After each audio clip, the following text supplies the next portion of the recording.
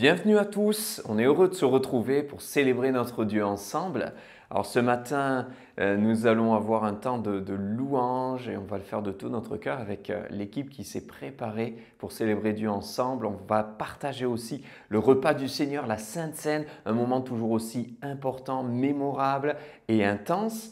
Nous pourrons aussi ouvrir la Bible et laisser le Saint-Esprit nous parler au travers de ce deuxième message dans la série que je vous invite à parcourir avec moi, Reconstruis les murailles. Puis ensuite, je vous donnerai quelques annonces. Allez, on y va. Je vous invite à vous joindre à l'équipe de louanges et à célébrer Dieu ensemble. Il est là et il va nous bénir et vous fortifier. Bonjour, entrons dans la présence du Seigneur ce matin et célébrons-le par nos louanges. Que le roi des cieux descende là où tu te trouves et qu'il te remplisse de sa présence.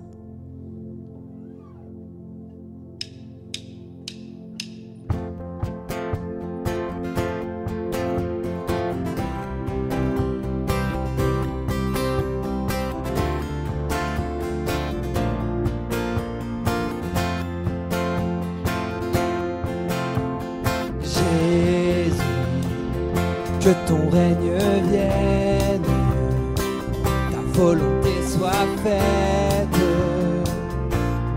en nous.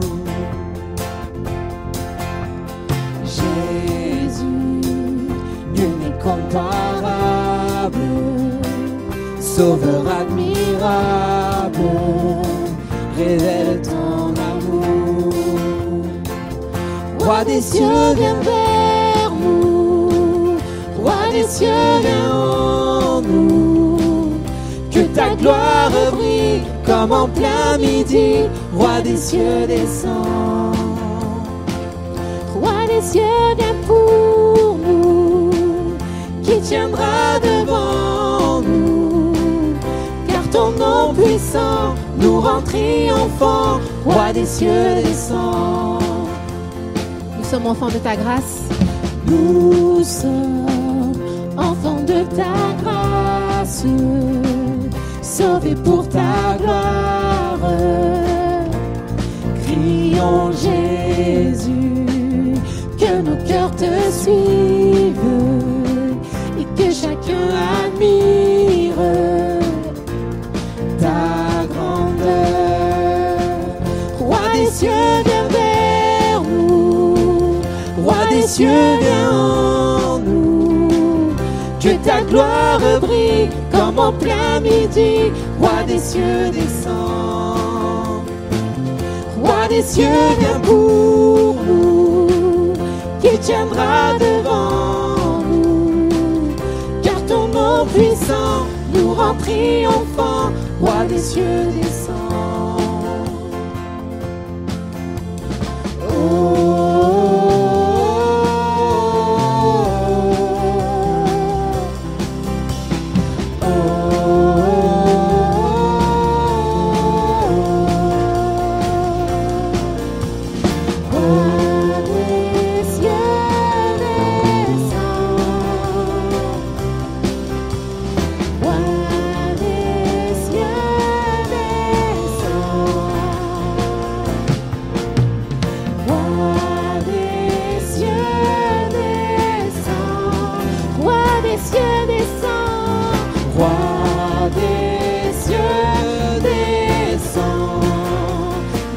Sur nous, roi des cieux, descends. Roi des cieux, descends. Roi des cieux, descends. Roi des cieux, viens vers nous. Roi des cieux, viens en nous. Que ta gloire brille comme en plein midi. Roi des cieux, descends. Roi des cieux, viens pour nous. Qui tiendra devant nous? Car ton nom puissant nous rend triomphants. Roi des cieux, descends.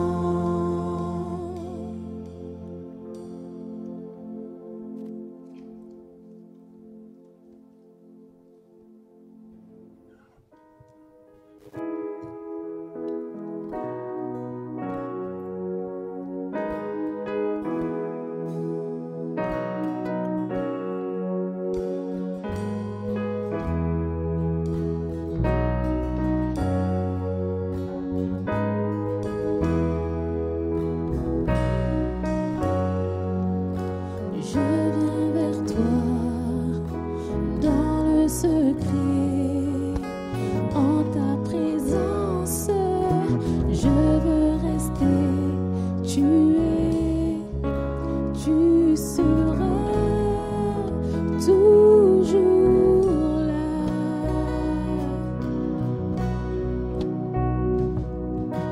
Tout contre toi, près de ton cœur, je peux entendre ta voix, Seigneur. Tu es, tu seras toujours là. Ébloui devant toi, Éternel,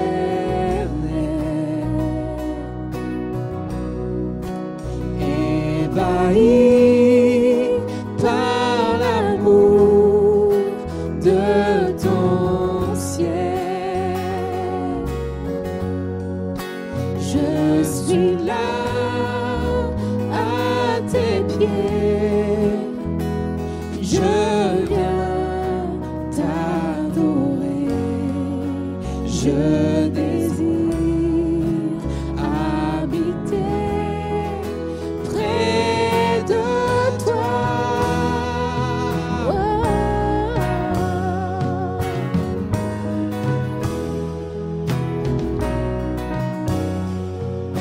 Je vois ton bras, je sens ta main, tu me protèges, tu me soutiens, tu seras toujours là. Ébloui devant toi, Éternel, ébahi par l'amour de ton ciel.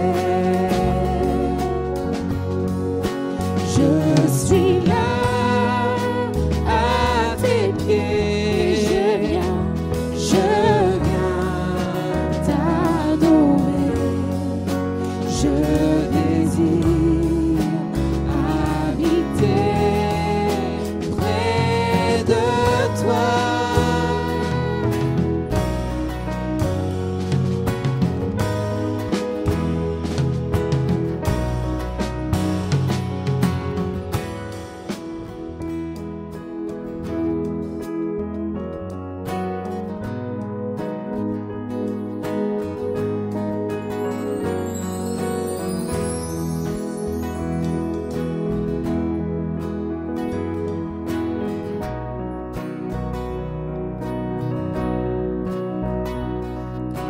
Tu es ma lumière, en toi j'ai un Père heureux, sois ma prière.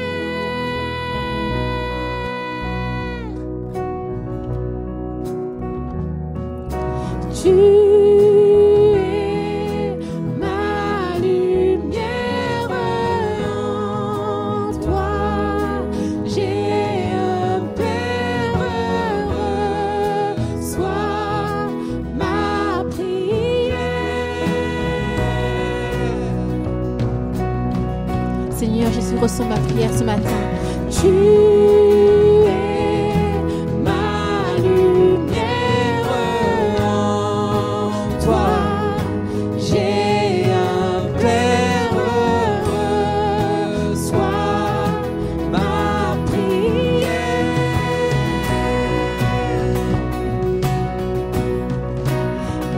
Ébloui devant toi, Éternel,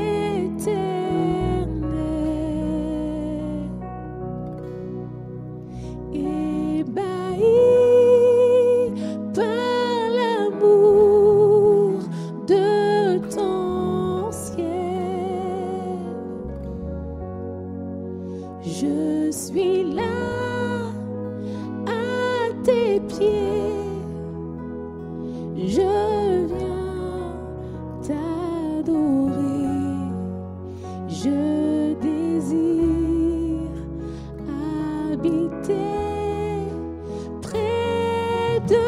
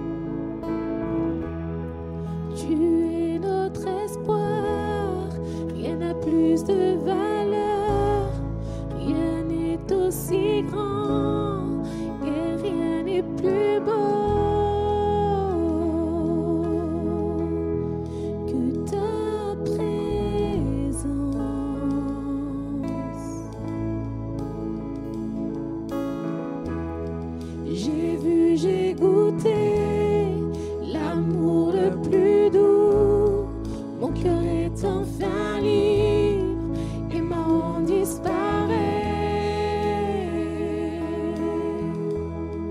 En ta présence,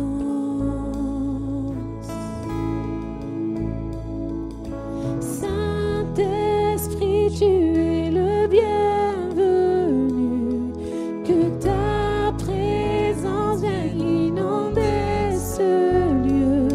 Seigneur, mon cœur soupire après ta gloire. Oh, viens nous saisir par ta présence, oh Dieu. Par ta présence, oh Dieu. Par ta présence,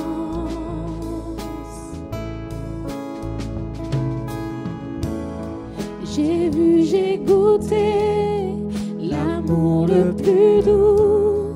Mon cœur est enfin libre et ma honte disparaît. Dans ta présence,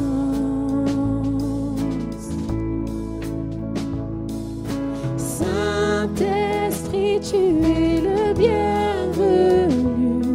Que ta présence vienne inonder ce lieu. Seigneur, mon cœur soupire après ta gloire. Oh, viens nous saisir par ta présence, oh Dieu. Saint-Esprit, tu es le bienvenu. Que ta présence vienne inonder ce lieu. Seigneur, mon cœur soupire après ta gloire. Oh, viens nous saisir par ta présence, oh Dieu. Par ta présence, oh Dieu. Par ta présence, oh. Que nous soyons plus sensibles à ta présence, que nous vivions les merveilles de ta bonté, que nous soyons plus sensibles à ta présence, que nous vivions les merveilles de ta bonté, que nous soyons plus sensibles à ta présence, que nous vivions les merveilles de ta bonté, que nous soyons plus sensibles à ta présence, que nous vivions les merveilles de ta bonté. Saint-Esprit, tu es le bienvenu. Que ta présence vienne inonder ce lieu. Seigneur, mon cœur soupire après ta gloire. Oh, viens nous saisir par ta présence, oh Dieu. Saint-Esprit, tu es le bienvenu. Que ta présence vienne inonder ce lieu. Seigneur, mon cœur soupire après ta gloire. Oh, viens nous saisir par ta présence, oh Dieu. Par ta présence, oh Dieu. Par ta présence.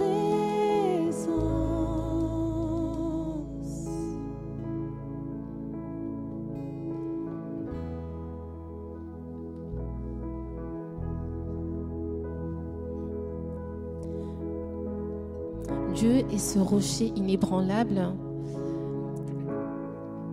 sur qui tu peux te confier. La parole de Dieu dit que la prière fervente du juste a une grande efficacité. Et je t'invite à élever ta voix ou à prier dans ton cœur. Peut-être que tu attends une guérison, peut-être que tu attends une bénédiction, peut-être que tu attends vraiment une intervention du Seigneur. Donc je t'invite à lever ta voix devant Dieu. Nous restons en louange pendant ce chant et élève ta voix vers lui.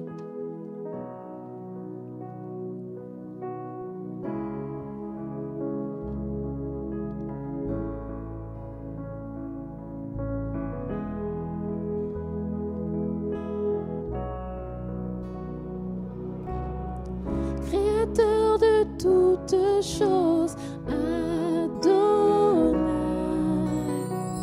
tu réponds quand je t'appelle, Adonai, créateur de toutes choses, Adonai, tu réponds quand je t'appelle, Adonai,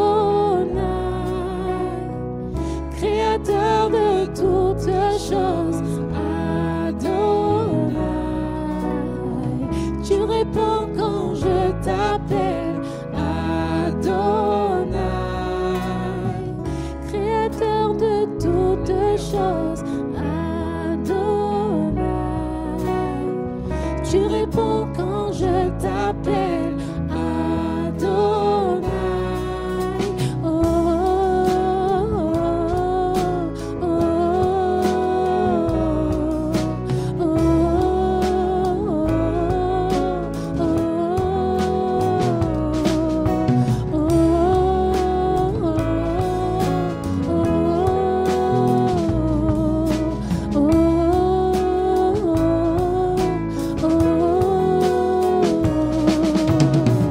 Créateur de toutes choses, Adonai, tu réponds quand je t'appelle, Adonai, créateur de toutes choses, Adonai, tu réponds quand je t'appelle, Adonai, créateur de toutes choses, Adonai, tu réponds quand je t'appelle, Adonai, c'est toi, créateur de toutes choses, Adonai, tu réponds quand je t'appelle, Adonai. Oh, oh, oh,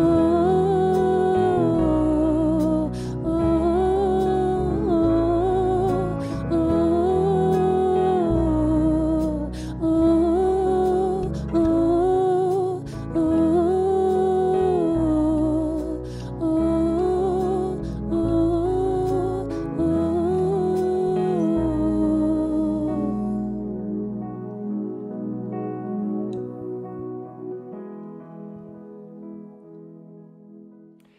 Voilà mes frères et sœurs, on se retrouve maintenant pour le temps de Sainte Seine, ce merveilleux repas du Seigneur qu'on va prendre ensemble. Alors je vous invite à aller chercher les éléments dans votre cuisine, là où vous les avez préparés. Peut-être ils sont déjà là sur votre table parce que vous étiez impatient de prendre le repas du Seigneur avec moi.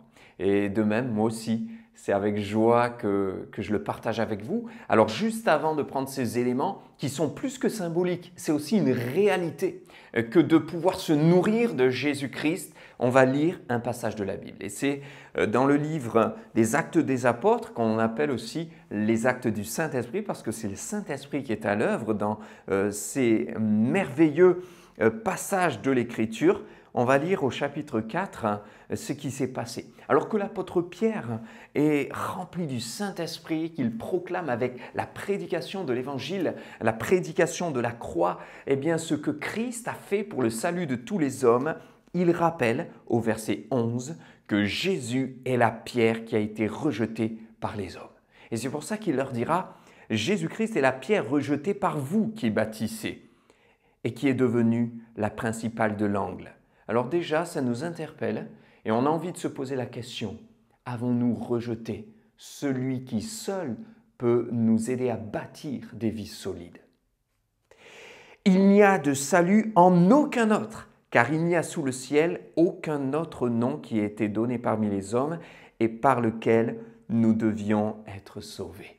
Jésus donne sa vie sur la croix, il meurt, son corps est brisé, son sang coule, quiconque croit en lui a la vie éternelle. Vous tous qui êtes rachetés, prenez avec moi le pain qui symbolise son corps qui a été crucifié pour chacun d'entre nous. Et en le prenant, nous sommes en train de proclamer que nous croyons qu'en l'œuvre de la croix, nous avons la vie. En Jésus-Christ, nous avons le pardon. En lui seul, nous avons le rachat de nos vies. Et je vous invite à le prendre avec moi. On prend le pain.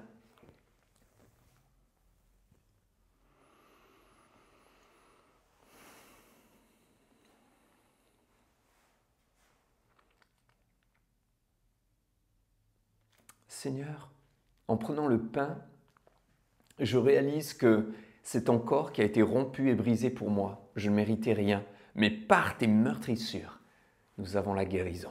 Nous avons la vie. Amen. Amen. On va prendre maintenant la coupe de vin et je vous invite à la prendre avec moi. Et tous ensemble, nous célébrons le Seigneur et nous proclamons que c'est une coupe de bénédiction, une coupe de délivrance. Jésus est ressuscité et nous prendrons avec lui à nouveau de cette coupe lorsqu'il reviendra et que nous serons avec lui pour toujours dans son royaume éternel.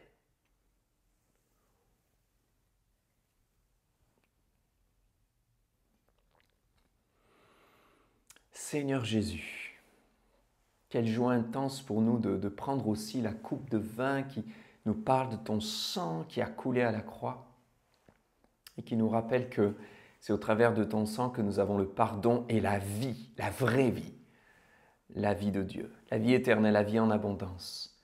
Seigneur, nous avons une espérance. Nous savons que tu viens bientôt. Maranatha, gloire à toi Seigneur, louange à ton saint nom. Voilà, gloire à Dieu. Maintenant, c'est le temps de notre partage biblique. On va ouvrir les Saintes Écritures dans le livre de Néhémie pour partager une deuxième partie sur cette thématique « Reconstruis les murailles ». Et ce matin, en deuxième partie, nous allons voir la prise de conscience. Premièrement, prise de conscience de nos ruines. Deuxièmement, la prise de conscience du temps sans murailles. Troisièmement, la prise de conscience du temps sans temple. Quatrièmement, la prise de conscience de ce que nécessite la reconstruction. Cinquièmement, la prise de conscience des mensonges du diable. Sixièmement, la prise de conscience de notre responsabilité. Et enfin, la prise de conscience de ce que tu as dans les mains. Alors on y va ensemble. Néhémie chapitre 1er et verset 1er. Parole de Néhémie, fils de Hakalia. Au mois de Kislev, la 20e année, comme j'étais à Suse, dans la capitale, Anani, l'un de mes frères, et quelques hommes arrivèrent de Juda. Je les questionnai au sujet des Juifs réchappés qui étaient restés de la captivité au sujet de Jérusalem, et ils me répondirent, « Ceux qui sont restés de la captivité sont là dans la province au comble du malheur et de l'opprobre. Les murailles de Jérusalem sont en ruine, et ses portes sont consumées par le feu. » Lorsque j'entendis ces choses, je m'assis, je pleurai et je fus plusieurs jours dans la désolation. Je jeûnai, je priai devant le Dieu des cieux et je dis « Ô Éternel, Dieu des cieux, Dieu grand et redoutable, toi qui gardes ton alliance et qui fais miséricorde à ceux qui t'aiment et qui observent tes commandements, que ton oreille soit attentive et que tes yeux soient ouverts. Écoute la prière que ton serviteur t'adresse en ce moment, jour et nuit, pour tes serviteurs les enfants d'Israël, en confessant les péchés des enfants d'Israël, nos péchés contre toi, car moi et la maison de mon Père, nous avons péché. Nous t'avons offensé et nous n'avons point observé les commandements, les lois, les ordonnances que tu prescrivis à Moïse ton serviteur. Souviens-toi de cette parole que tu donnas ordre à Moïse ton serviteur de prononcer.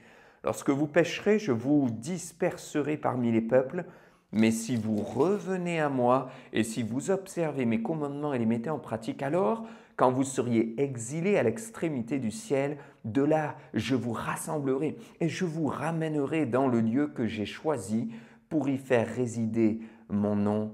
Amen.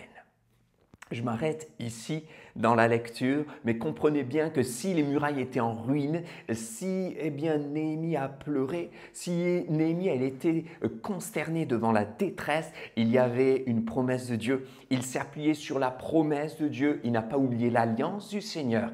Et la fin est extraordinaire, ça a pris du temps, mais il va avec la force de Dieu reconstruire les murailles avec la puissance de Dieu et d'une manière extraordinaire. Ça va être un miracle qui va se passer. Et je voudrais t'encourager, toi aussi, à reconstruire les murailles. Dieu veut te dire reconstruis des murailles. Le Saint-Esprit te dit reconstruis toi aussi les murailles. Et ce matin, on va voir donc une prise de conscience parce que ce qui ressort du texte, dès le début, dès l'entame, c'est cette prise de conscience de Néhémie. Mes frères et sœurs, nous avons besoin de prise de conscience. Dieu nous aime. Dieu est un Dieu de miséricorde. C'est extraordinaire, exceptionnel de pouvoir ne serait-ce que découvrir l'amour de Dieu et de comprendre le millionième de son amour. Mais dans l'amour de Dieu, il y a ce désir du cœur de Père de nous amener à une prise de conscience, qu'on prenne conscience d'abord de la situation, de nos cœurs, de nos actes, de nos manquements, de la destinée à côté de laquelle on passe bien souvent, qu'on prenne conscience de ce que Dieu nous demande, qu'on prenne conscience de l'état de nos vies, de nos cœurs, de nos familles, de nos foyers. Sans cela, l'amour de Dieu voudrait être à l'œuvre, mais il ne peut pas. Parce que Dieu veut agir, mais il veut le faire au travers de toi. Il veut le faire en toi et il veut le faire avec toi. Alors reconstruis les murailles. Mais la première étape, le premier pas, la première marche, c'est cette prise de conscience. Je veux prendre conscience. Nous voulons prendre conscience. Dans le monde dans lequel nous vivons, là où nous réalisons la détresse des gens et le taux de personnes qui font des tentatives de suicide qui augmente. Le taux de personnes qui prennent des anxiolytiques augmente. Ça, c'est une réalité. Les gens ont besoin de Jésus, on a besoin de Jésus. Il faut en prendre conscience et ne pas juste dire « tout va bien ». Vous en conviendrez avec moi, si vous arrivez dans une ville ou un village et que vous voyez tout détruit. Les murs à l'entrée sont détruits, les portes sont en décomposition, il y a des trous partout.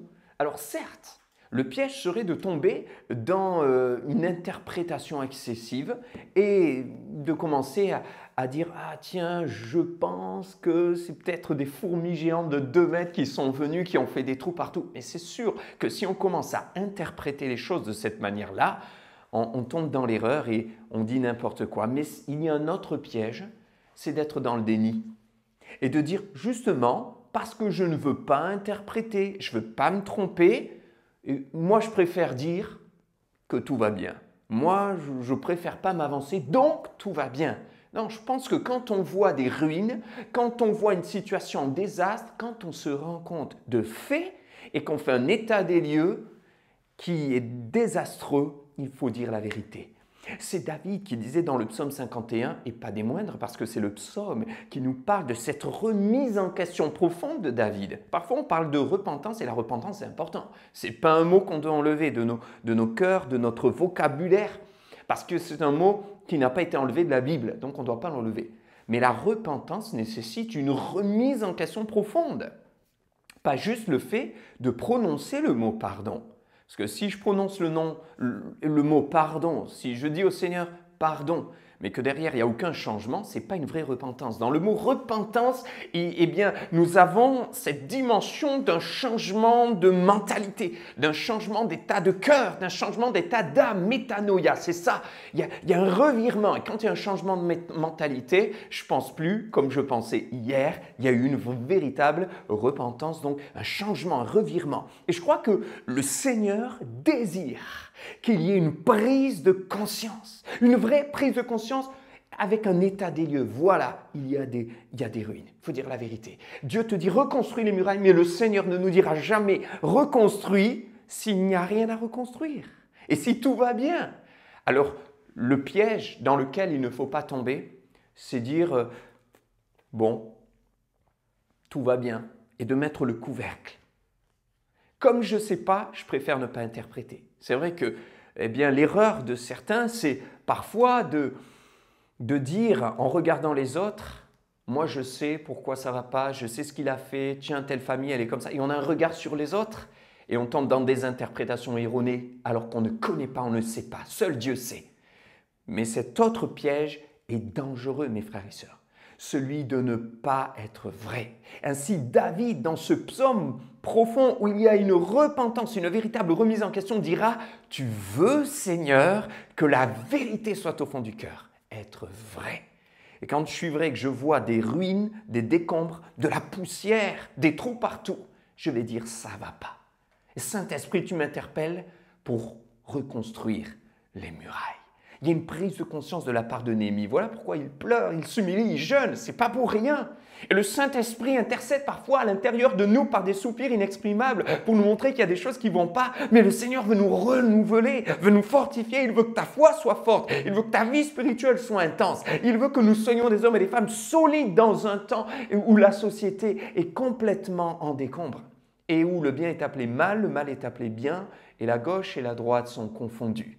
Là, le Seigneur dit, moi je suis là pour t'aider, pour faire de toi un témoin. Alors, commence par prendre conscience qu'il faut reconstruire les murailles. Une prise de conscience nécessaire, importante et indispensable.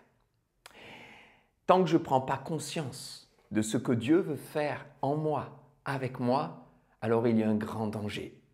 C'est comme si, il y avait un champ de ruines, et que je disais non, mais je pense que tout va bien. Le Seigneur ne pourra jamais travailler avec moi. Et tout a commencé dans l'histoire de la reconstruction des murailles par un homme qui a pris conscience de ce qui se passait. Une prise de conscience profonde. Des ruines, tout simplement. Alors, concrètement, ça veut dire quoi? Mon frère, ma sœur, s'il n'y a plus de communication dans ta maison, prends conscience que des murailles familiales se sont effondrées. Mon frère, si tu ne pries plus avec ton épouse depuis des mois, prends conscience que des murailles se sont effondrées et qu'il faut reconstruire des murailles dans ton couple. Mes frères et sœurs, parents, je vous interpelle. Si ça fait des semaines que votre adolescent ne vous a plus adressé la parole, ne dites pas « Oh, je ne sais pas, c'est juste l'âge, tout va bien ». Non, prenez conscience qu'il y a peut-être des ruines et qu'il est temps de reconstruire les murailles. Si une épouse se rend compte que ça fait des semaines qu'elle n'a pas reçu un geste de tendresse de son mari, c'est certainement qu'il y a des murailles qui se sont effondrées et il y a des murs à reconstruire. Peut-être tout simplement, ça fait des semaines que vous n'avez pas ouvert la Bible. Prenez conscience qu'il y a des ruines et il y a des murailles à reconstruire. Peut-être toi qui entends ce message, ça fait des semaines que tu ne parles plus au Seigneur. Prends conscience qu'il y a des ruines dans ta vie spirituelle et que le Seigneur, dans son amour, t'appelle. Il y a des murailles à reconstruire. Reconstruisons les murailles. Deuxième point, après la prise de conscience des ruines, la prise de conscience maintenant, des murailles qui sont en ruine et donc d'une vie sans défense, d'une ville sans murailles. On en avait un petit peu parlé, bien sûr, une ville sans murailles veut dire qu'il n'y a pas de défense. Et je voudrais quand même nous interpeller ce matin aussi sur le contexte. Quand le contexte nous enseigne, nous laissons le Saint-Esprit impacter nos cœurs. Et quand on regarde ce qui s'est passé, en 587 avant Jésus-Christ, les Babyloniens sont venus et ont ravagé Jérusalem. Tout a été détruit, le temple aussi. Et ce roi perse a emmené captifs les enfants de Dieu. Et finalement, si on essaie d'aller jusqu'à la reconstruction du temple, alors que les murailles vont être reconstruites entre-temps, on se rend compte qu'il y a eu 140 ans, mes frères et sœurs, avant la reconstruction des murailles. Entre le temps où tout a été détruit et le temps où tout a pu être enfin reconstruit, la reconstruction finale, il y a eu plus d'un siècle et demi, près d'un siècle et demi, plus que 140 ans, mais plus d'un siècle. Et je crois que c'est une donnée du contexte qui nous enseigne. 140 ans? Certains me diront, et alors? Mais 140 ans me rappellent une chose, c'est que finalement, on détruit si facilement. Mais il faut tellement de temps pour reconstruire. 140 ans, ça me parle parce que ça nous montre aussi qu'il peut y avoir des générations entières qui naissent sans défense. 140 ans sans muraille, sans rien, sans ville. Et je crois qu'il y a eu là, dans le peuple de Dieu, une période terrible et néfaste. Vous imaginez, 140 ans, ça veut dire que, il y a des personnes qui sont nées sans connaître et qui sont décédées sans avoir jamais connu ni la reconstruction du temple, ni les murailles avec la ville et la vie de Dieu à l'intérieur de la ville de Dieu. Ils l'ont jamais connu. Et je crois que parfois, dans nos vies, dans nos foyers, dans nos maisons, dans nos familles, on peut s'interroger s'il n'y a pas eu des enfants, des adolescents qui ont vécu une période de leur vie, une partie de leur vie, leur enfance ou leur adolescence, sans muraille. Alors oui, on disait qu'on était croyants, il n'y avait plus de défense, plus de muraille, plus de repères. Vous savez, ça entre, ça sort quand il n'y a plus de muraille, s'il n'y a plus de défense. Alors le bien, le mal, tout est mélangé. On dit qu'on est croyant, mais on se rend compte qu'il y a eu des fondations très fragiles, très friables, parce qu'en réalité, il n'y avait pas de repères. Et tout a été mélangé. Peut-être certains se rendent compte que pendant des années et des années, ils ont cru en Dieu, mais ils ont laissé entrer dans leur cœur des addictions, des péchés, des liens qui aujourd'hui les détruisent et leur font mal. Il n'y a pas eu de muraille pendant des années, il y a une conséquence quand c'est comme cela. Et c'est pour ça que j'ai besoin de Dieu. C'est pour ça que tu as besoin de Dieu. Parce qu'en fait, c'est une mission impossible sans l'action du Saint-Esprit. Mais Néhémie s'est levé. Il a pris conscience de cela. Il a pris conscience que sans Dieu, il ne pouvait pas. C'est pour ça qu'il s'est humilié et qu'il a dit « Oh Seigneur, tu es le Dieu des cieux, le Dieu miséricordieux. Viens à notre secours. » Il comprenait que lui, il aurait pu prendre à cœur la mission, y aller, demander au roi. Il avait la confiance du roi, il avait les compétences, il avait les qualités, il avait les capacités, mais il n'aurait jamais pu parce que c'est une mission impossible sans le Seigneur. Alors il a dit « J'ai besoin de toi. » On a tous besoin de Dieu. Et ce qui est impossible aux hommes est possible à Dieu. Alors, reconstruis les murailles, mais attends-toi à Dieu. Parce qu'il peut y avoir eu des temps particuliers, des saisons entières qui ont fait des ravages. Et puis, il y a eu aussi une longue période sans temple. S'il y a eu une longue période sans muraille, il y a une longue période sans temple. Car le temple, lui, a commencé à être reconstruit, j'en conviens, bien avant les murailles. En fait, saisissez avec moi, en 587 avant Jésus-Christ, c'est la destruction de tout. Et puis c'est en 522 à peu près qu'il y a eu un convoi d'exilés qui a commencé à reconstruire le temple. Je parle du temple, parce que les murailles, c'est bien plus tard, c'est en 445. Mais entre le temps où ils ont commencé la reconstruction du temple et le temps où ils l'ont terminé, mes frères et sœurs, il s'est passé près d'un siècle, parce que ça ne se construisait pas comme ça en claquant des doigts, un temple. Autrement dit, entre 522 et 515, ils ont repris et ils ont commencé la reconstruction du temple. Mais après, ça a été un long processus. Donc, il s'est passé 70 ans avant le début de la reconstruction du temple. Mes frères et sœurs, 70 ans, 7 décennies sans qu'il n'y ait de construction du temple. Le temple, c'est la présence de Dieu. Dans le temple, on allait à la rencontre de Dieu. Un peuple, des enfants, des adolescents, des jeunes, des familles entières qui, pendant 70 ans, ont dû se contenter de miettes. Ils n'avaient pas ce lieu de la présence de Dieu, le temple de Dieu. Ça nous interpelle. Des années sans temple. Le temps sans temple. Je voudrais t'encourager, mon frère, ma sœur, à reconstruire le temple de Dieu dans ta vie. Parce que souvent, on entend les gens dire, il est où le temple dans lequel tu vas? Elle est où ta paroisse? Elle est où l'église? L'église évangélique, c'est où? Et les gens prennent en compte le lieu, les murs, les bâtiments. Mais Dieu dit que l'église, c'est nous. Les pierres vivantes, c'est nous. C'est vous, c'est moi. C'est toi, c'est moi, mon frère, ma sœur. Nous sommes les pierres vivantes et nous sommes appelés à laisser le Saint-Esprit régner en nous. Autrement dit, reconstruire le temple de Dieu dans nos vies, c'est remettre le Seigneur Jésus-Christ en premier dans nos cœurs, dans nos pensées, dans notre foyer, dans notre maison. Où est ce temple?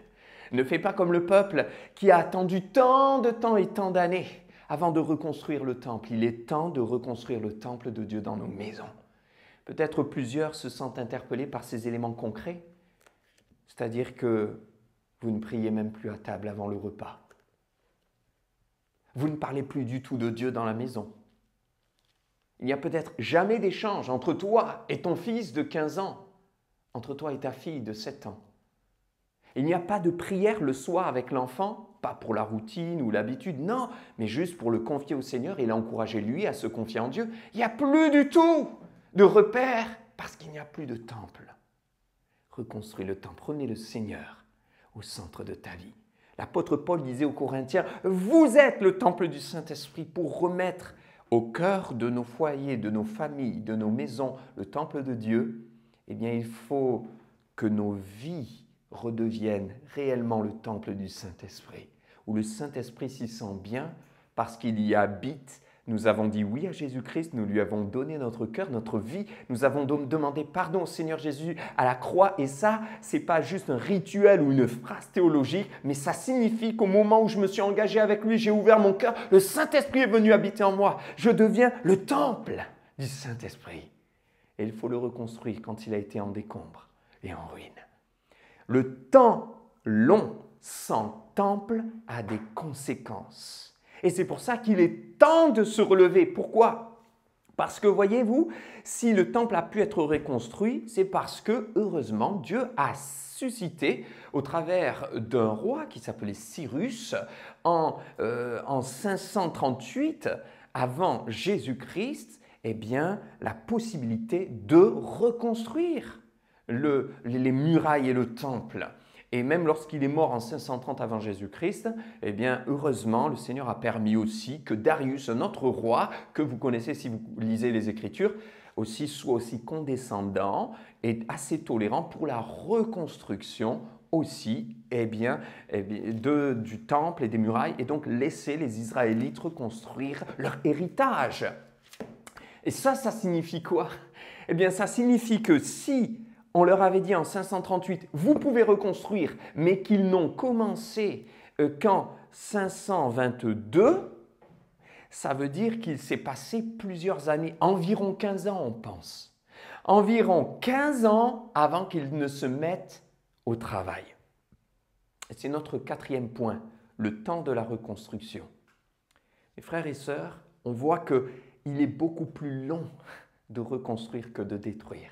C'est pour ça que j'ai besoin de Dieu. Mais c'est pour ça qu'il faut s'armer de courage et commencer dès maintenant. Prendre conscience qu'il faut se réveiller, il faut se lever, il faut commencer. Je sais que certains vont me dire, mais comment? On va y venir. Ne vous inquiétez pas, c'est sur la fin, ça va être quelque part, non pas facile, mais très simple, dans le sens où Dieu nous demande surtout notre cœur. Il nous demande qui nous sommes, il nous demande nos mains. Et voyez, quand ils ont commencé à reconstruire, il a fallu se mettre au travail. 15 ans pour y arriver. Parfois, Dieu nous parle et on met des mois à réagir. Parfois, Dieu nous dit, règle ça. Combien de temps on met pour le régler? Il est temps de réagir, d'obéir spontanément. Il est temps d'être comme Matthieu, Lévi dans les évangiles extraordinaires. Dieu l'appelle, il se lève. Le Seigneur lui dit, suis-moi, il se lève, il travaillait, il le suivit. Il y avait là une obéissance, une spontanéité. Il y avait un cœur qui était prêt à obéir. Combien de temps mettons-nous à réagir? En fait, toutes ces données sur le temps historique aussi nous montrent qu'on peut vivre pendant des années dans le déni, en se faisant croire, en se convainquant que tout va bien, alors que tout est en ruine. Il est temps d'en prendre conscience.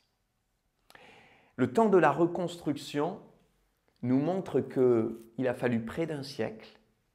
Et si les murailles ont commencé à être reconstruites en 445 avant Jésus-Christ, elles ont été terminées avant la reconstruction finale du temple. Pourtant, lui, il a commencé bien avant. Autrement dit, il y a eu une période où à la fois les murailles et le temple étaient construits en même temps. Et je voudrais nous encourager, frères et sœurs, à comprendre que si il a fallu plus d'1 siècle et si c'est long la reconstruction du temple, ça veut dire que aussi notre construction spirituelle, c'est toute la vie. On est en chantier toute la vie et on est en travail avec Dieu toute la vie. Le Saint-Esprit nous éclaire, nous reprend, nous travaille, nous instruit, nous enseigne toute la vie. On apprend avec le Seigneur toute la vie parce qu'on apprend tous les jours. Et on doit être prêt à avancer tous les jours, à faire un pas de plus avec lui tous les jours, à nous améliorer, à comprendre mieux chaque jour un peu plus avec toi, Seigneur.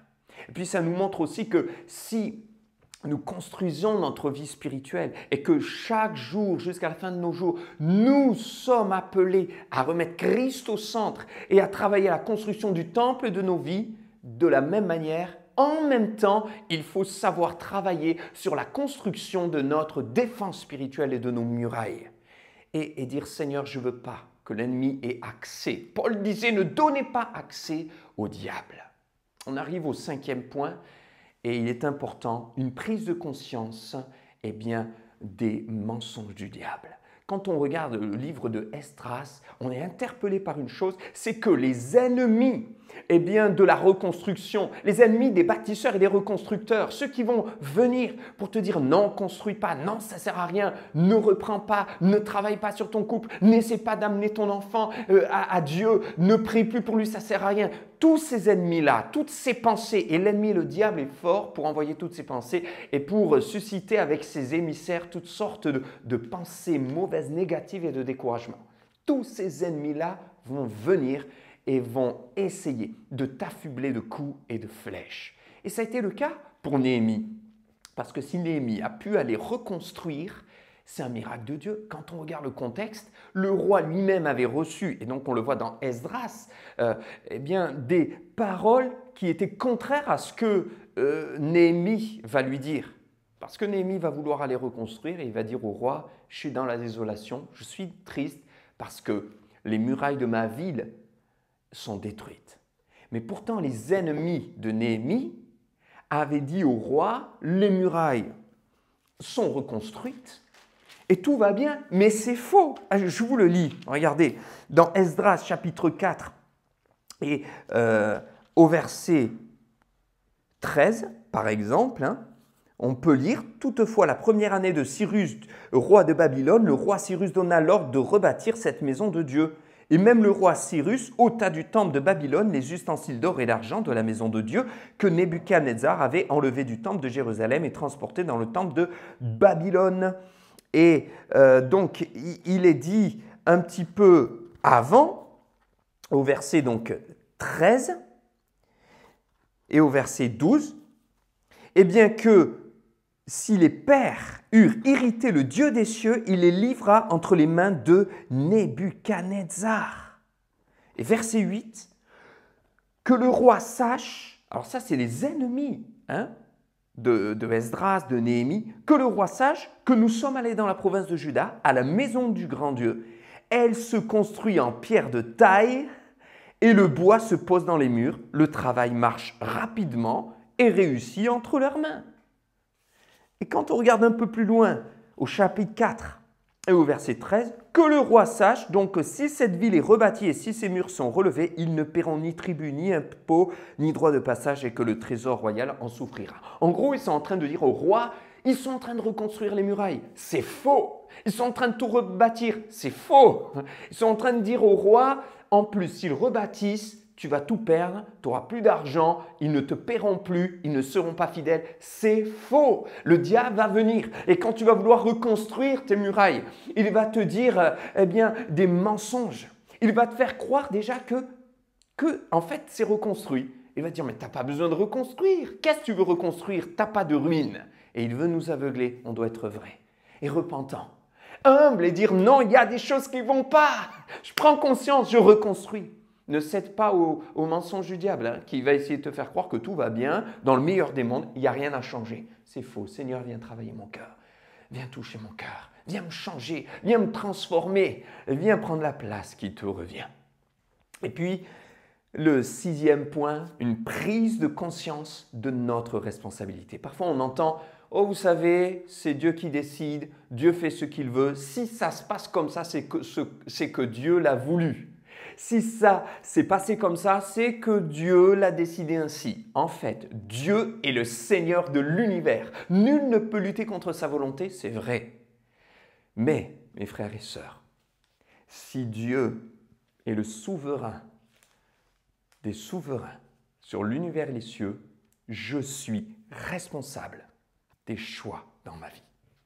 Vous êtes responsable aussi de vos choix et des conséquences qui en découlent. Quand on regarde l'histoire de la vie de Daniel, alors qu'il est devant un roi, justement le roi Darius dont on parlait un petit peu tout à l'heure, Daniel restait fidèle à Dieu. Il y a eu un décret, il y a eu une loi. Les autorités avaient stipulé clairement qu'il était interdit de prier un autre Dieu que le roi. Daniel le savait, Daniel l'avait entendu, mais si Daniel considérait que Dieu était le Dieu des cieux, et quand vous regardez les prières de Daniel, il n'y a aucun doute sur cela. Daniel disait, tu es le roi des rois, tu es le Dieu des cieux. C'est toi qui révèles ce qui est caché. Nul ne peut s'opposer à toi. Donc, il n'y a pas de doute sur ça. Et pourtant, Daniel a considéré que même si des décrets étaient écrits et que des autorités avaient pris des décisions, il était responsable, lui, de les accepter ou non. Et qu'est-ce qui s'est passé? On lui a dit, tu prieras que le roi. Et lui, il a dit, moi, je continuerai à prier le roi des rois. Était-il un rebelle, un insoumis? Il est resté soumis à Dieu. Et la suite nous montre qu'il a eu l'approbation du Seigneur parce qu'il a été jeté dans une fosse aux lions. Mais rien ne lui est arrivé. Le Seigneur était avec lui dans cette fosse aux lions. Et la fin de l'histoire, c'est que c'est le roi Darius qui est complètement bouleversé et qui lui-même demande l'adoration et le respect du Dieu de Daniel. Je crois qu'on a des enseignements à tirer de tout ce qu'on vit aujourd'hui dans notre société. On doit faire preuve de sagesse, être soumis aux autorités. Paul disait aux Romains, chapitre 13, verset 1, « Soyez soumis aux autorités ». À Tite aussi, chapitre 3, verset 1, il le rappellera. Il dira donc qu'il faut être soumis aux magistrats, aux autorités. Et c'est vrai que ce qu'il disait aux Romains, c'est que l'autorité vient de Dieu. Voilà pourquoi il faut respecter les autorités. Mais en même temps, on a un équilibre parce qu'il peut y avoir des situations où les autorités ou même la société ou des lois votées vont à l'encontre de notre foi. Et là, comment nous positionner? Eh bien, comme les disciples, les apôtres, dans Actes 4, 19, on leur avait dit, vous ne parlerez plus de Jésus, vous ne parlerez plus du ressuscité, vous n'enseignerez plus cette doctrine-là. Et eux, ils vont répondre devant les autorités, jugez vous-même s'il faut obéir à Dieu, aux hommes ou bien à Dieu. Et au chapitre 5, verset 29, ils leur répéteront la même chose. Il faut obéir à Dieu plutôt qu'aux hommes. Nous ne pouvons pas ne pas parler de ce que nous avons vu et entendu. Et je crois que dans le monde dans lequel nous vivons, le chrétien a un grand défi à relever, un défi de taille. Le défi de l'équilibre, être plein de sagesse, soumis à l'autorité et plein de l'amour de Dieu, être équilibré et avoir un témoignage auprès de nos contemporains, de nos voisins, mais en même temps être armé de courage et de force pour tenir bon et pour ne pas céder à une pression qui va à l'encontre de l'Évangile.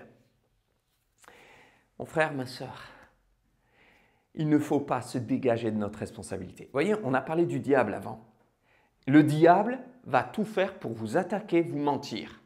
Mais même la réalité de l'existence du diable ne doit pas enlever la réalité de ma responsabilité, de notre responsabilité. C'est trop facile de dire toujours le diable, le diable, le diable. C'est à cause du diable, je suis attaqué par le diable, j'ai subi des attaques, je suis tout le temps offensé, je suis persécuté. Oui, des fois ça arrive, mais c'est trop facile de s'appuyer toujours sur ça. À un moment donné, j'ai ma responsabilité. Et ma responsabilité, c'est de prendre mon courage à deux mains et de reconstruire les murailles quand Dieu me dit « maintenant vas-y ». Combien de temps attendras-tu avant de retrousser les manches et de dire « j'ai un couple à reconstruire, j'ai une famille à reconstruire, j'ai un adolescent à regagner, j'ai le cœur d'un enfant à regagner, j'ai ma famille à retrouver, j'ai une vie spirituelle à reconstruire ».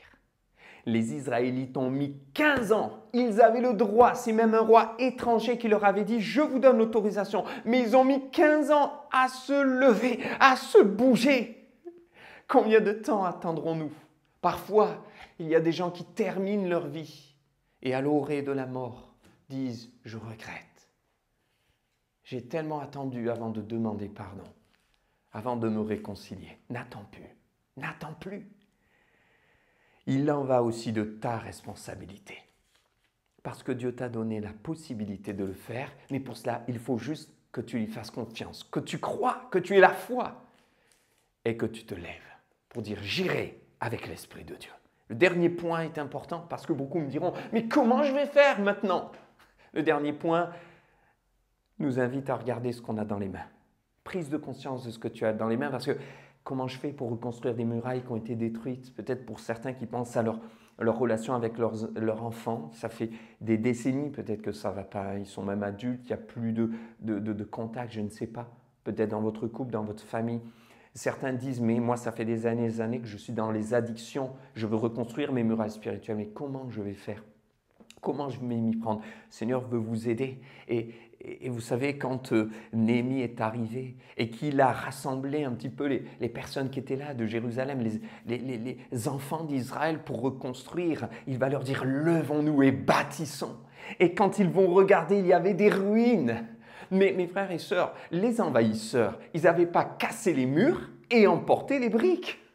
Ils avaient juste tout détruit. Mais la matière première, elle était sur place. Certes, c'était des ruines. Et j'ai envie de dire, que vois-tu? Qu'as-tu dans les mains? Un monceau de ruines? Qu'as-tu dans les mains? Quelques pierres. Qu'as-tu dans les mains? Juste de la poussière. Qu'as-tu dans les mains? Des douloureux souvenirs du passé. Qu'as-tu? Tu diras, je n'ai pas grand-chose, je n'ai même rien. Je n'ai que des ruines. Mais mon frère, ma sœur, si le Seigneur te dit, qu'as-tu dans les mains? C'est parce qu'il va reconstruire avec le peu que tu as dans les mains. Même si ce ne sont que des murailles détruites, des pierres effritées, de la poussière, de douloureux souvenirs, des échecs, des réussites. Tu dis, mais j'ai pas grand-chose de ma vie passée. J'ai pas grand-chose en termes de réussite, de victoire, de bénédiction. Quand je regarde mon passé, ce sont des ruines. Dieu dit, qu'as-tu dans les mains? Dans l'évangile de Matthieu au chapitre 14, le Seigneur a fait quelque chose d'exceptionnel qu'on aime tous. C'est la multiplication des pains et des poissons. Mais comment s'y est-il pris? Il a récupéré ce qu'un jeune garçon avait dans les mains. Qu'est-ce que ce garçon avait dans les mains? Pas grand-chose, juste 5 pains et 2 poissons pour nourrir des milliers de personnes. Mais à un moment donné, le Seigneur a posé la question, qu'avez-vous? Qu'avez-vous dans les mains? Juste 5 pains et 2 poissons. Apportez de vos mains ce que vous avez dans les mains. Puis il prit avec ses mains ce qu'ils avaient dans leurs mains. Il rompit le pain avec ses mains. Et il le donna dans leurs mains en disant, distribuez-le vous à toute cette foule avec vos mains. Et ils ont distribué. Et au fur et à mesure qu'ils distribuaient, le miracle s'est mis en place. Et les pains se sont multipliés. Mais mes frères et sœurs, dites-moi, est-ce que le Seigneur aurait pu faire apparaître les pains? Je pense que oui. S'il a multiplié les pains jusqu'à nourrir des milliers de personnes, on pense jusqu'à 25 000, puisqu'il est dit 5 000 sans compter les femmes et les enfants. Donc, vu le nombre d'enfants qu'il pouvait y avoir à l'époque avec toutes ces familles nombreuses en Orient, eh bien, je crois que 25 000, on ne se trompe pas. s'il a nourri 25 000 personnes avec 5 pains et 2 poissons, il aurait très bien pu les faire apparaître. Mais il ne les a pas fait apparaître. Il a préféré utiliser ce qu'ils avaient dans leurs mains. Alors Dieu te dit ce matin, qu'as-tu dans les mains? Juste 5 pains et 2 poissons? Juste quelques pierres? Quelques souvenirs de tes ruines? Dieu dit, mais cela suffit si tu as la foi. Donne-moi-les. Les mains qui ont été crucifiées, les mains qui ont été clouées, les mains de Christ ont été meurtries afin qu'avec ce que tu as toi dans les mains, il puisse faire le miracle. Parce que quand Néhémie est parti et qu'il a dit cela, eh bien, aux enfants d'Israël, ils se sont mis au travail. Et là, il y a eu de l'opposition. Les murailles à reconstruire nécessitaient un travail gigantesque, titanesque, à tel point que c'était des milliers de mètres de murailles. Et en plus de cela, ils avaient l'opposition de leurs ennemis qui les empêchaient, qui essayaient de les persécuter, de les arrêter. Et en combien de temps ils ont pu reconstruire la muraille? En 52 jours, mes frères et sœurs, même les ennemis vont témoigner que c'est un miracle et qu'il n'y a pu avoir ce miracle que par la main du Très-Haut et d'un Dieu puissant, c'était surnaturel. 52 jours, le miracle. Voyez, ça a été tellement long pour tout reconstruire, pour s'y mettre, tellement long pour voir les exilés revenir. Mais finalement, lorsque ce que tu as dans les mains, tu le places entre les mains de Dieu, ça peut aller tellement vite. Parce que ça, c'est le miracle de Dieu. Quand le Seigneur est à l'heure et qu'il voit ton cœur. Alors pour tous ceux qui se disent, je ne sais pas si j'y arriverai, je ne sais pas comment y arriver. Le Seigneur dit, viens à la croix, crois en moi. Et la foi, juste, je te pose la question, qu'as-tu dans les mains? Alors avec cela, confie-toi en moi et crois que tu verras la gloire de Dieu. Amen. Que le Seigneur vous bénisse, mes frères et sœurs. Qu'il vous fortifie et qu'il continue à nous amener plus loin dans cette thématique. Mais maintenant, ce matin, prenons conscience de l'importance de reconstruire les murailles. Je prie avec vous que le Seigneur vous bénisse et le Saint-Esprit agisse là où vous êtes. Seigneur, nous voulons ensemble te remercier pour ta parole, pour tes enseignements, tes instructions, pour la présence du Saint-Esprit dans nos cœurs et dans nos vies, pour l'impact que tu veux mettre dans nos pensées, dans nos consciences, dans nos cœurs. Pour la manière vers laquelle tu nous interpelles, pour ton amour, ta tendresse, mais aussi pour ce que tu vas faire avec ce que nous avons dans nos mains. Je le crois, tous ceux qui viendront à toi en disant « Seigneur, j'ai que des ruines, j'ai pas grand-chose », mais qui ont la foi et qui te font confiance peuvent vivre des miracles où en peu de temps, tu peux reconstruire ce qui a été détruit et délaissé depuis des années. Seigneur, nos yeux sont sur toi. Tu viens bientôt, Maranatha. Nous voulons voir ta gloire, ta puissance et ton règne venir avant ton retour. Amen, amen et amen.